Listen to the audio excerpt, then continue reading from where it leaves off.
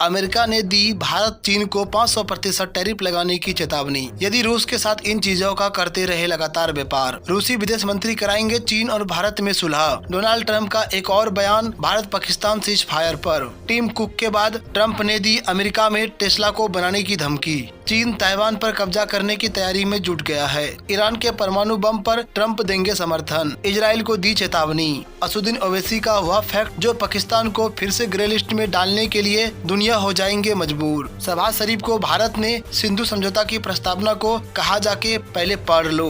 ऐसे interesting news इस video में कवर करने वाला हूँ, इसलिए वीडियो के अंत तक बने रहें। ईरान ने हथियार बनाने लायक यूरेनियम का भंडारण कर लिया है। ट्रंप ने इजराइल के प्रधानमंत्री बेंजामिन नेतन्याहू को चेतावनी दी। वे ईरान से वार्ता के दौरान ईरान के परमाणु कार्यक्रम पर कोई भी आक्रमण न करे। इजराइल कभी भी ईरान को परमाणु बम बनाने नहीं देना चाहता, इसलिए ईरान यूएसए की प्रतिबंधों को हटाने तथा देश के परमाणु कार्यक्रम की अनुमति यूएसए से चाहता है। एक रिपोर्ट के मुताबिक ईरान और अमेरिका में इस पर वार्ता हो सकता है। असुद्दीन ओवैसी अभी अल्जीरिया में है। उन्होंने आतंकवाद को भारत समेत साउथ एशिया के लिए खतरा बताया। 26/11 मुंबई हमले के मास्टरमाइंड जकूर रहमान लखवी, जो हाई प्रोफाइल कैदी, जेल में बैठे बैठे ही एक बेटे का पिता कैसे बन गया? क्या कोई दूसरा देश आतंकवादियों को जेल से बाहर आने की अनुमति देगा? ऐसा सिर्फ पाकिस्तान ही कर सकता है। और जब पाकिस्तान को ग्रे लिस्ट में डाल दिया गया तभी उस पर मुकदमा आगे बढ़ा। इसलिए वैश्विक समुदाय से आग्रह है कि पाकिस्तान को FATF के ग्रे लिस्ट में पुनः डाल दिया जाए। अमेरिका सीनेटर रिचर्ड ब्लूमेंथन ने यूक्रेन की राजधानी कीव से भारत और चीन को चेतावनी दी। भारत और चीन यदि रूस से तेल, गैस या पेट्रोकेमिकल्स खरीदते हैं तो इन पर 500% टैरिफ लगाया जाएगा। ये तो रूस पर दबाव बनाने की कोशिश है और अमेरिका अगले हफ्ते सीनेट में इस पर चर्चा भी करना चाहते हैं। वहीं रूसी विदेश मंत्री सर्गेई लावरोव का मानना है 2020 गलवान झड़प के बाद चीन और भारत के बीच सीमा तनाव कम हुआ है। अगर ये तीनों बैठकर बात करें तो ये त्रिकोण एशिया में मजबूत ताकत बन सकता है। जबकि मेरा मानना है कि जो चीन है पाकिस्तान को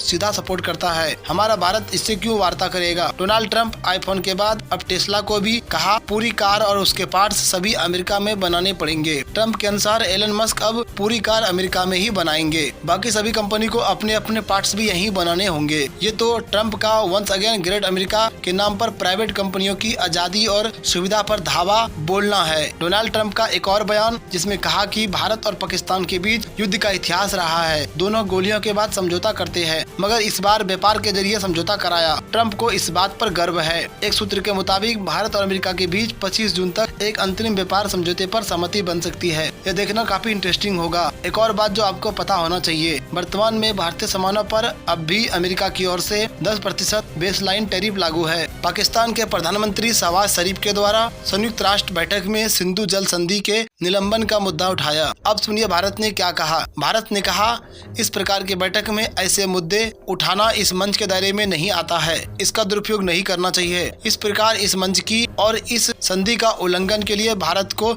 दोष देना बंद करो। इस संधि को पाकिस्तान से लगातार सीमा पर आतंकवाद बाधा उत्पन्न कर रहा है। सिंधु संधि की प्रस्तावना में कहा गया है यह सद्भावना और मैत्री की भावना से संपन्न की गई थी। इसके बाद पाकिस्तान की बोलती बंद हो गई। एक और इम्पोर्टेंट न्यूज कि ताइवान पर कब्जे की तैयारी में लगे हुए है चीन। अमेरिका रक्षा मंत्री ने सिंगापुर में यह बयान दिया है। चीन लगातार युद्धाभ्यास कर रहा है। उनके युद्धाभ्यास में ताइवान को ब्लॉक करने का अभ्यास किया जा रहा है। चीन लगातार ताइवान के हवाई और समुद्री क्षेत्र का उल्लंघन कर रहा है। इसका लक्ष्य भी रखा है 2027 तक। इसके लिए चीन ने दक्षिण चीन सागर में एक कृत्रिम द्वीप बनाया है। वहाँ पर मॉडर्न हाइपरसोनिक मिसाइलें भी तैनात करने पर लगे हुए हैं। एक दूसरी रिपोर्ट के मुताबिक ताइवान को इस बात का भनक लग चुका है, इसलिए ताइवान भी रॉकेट का परीक्षण, मॉक ड्रिल, फायरिंग टेस्ट के जरिए चीन के खिलाफ तैयारी में जुटे हुए हैं। दोस्तों, अगर ये वीडियो आपको पसंद आए हो तो वीडियो को लाइक करें और चैनल को सब्सक्राइब करें। इसके लिए आपको बहुत बहुत धन्यवाद।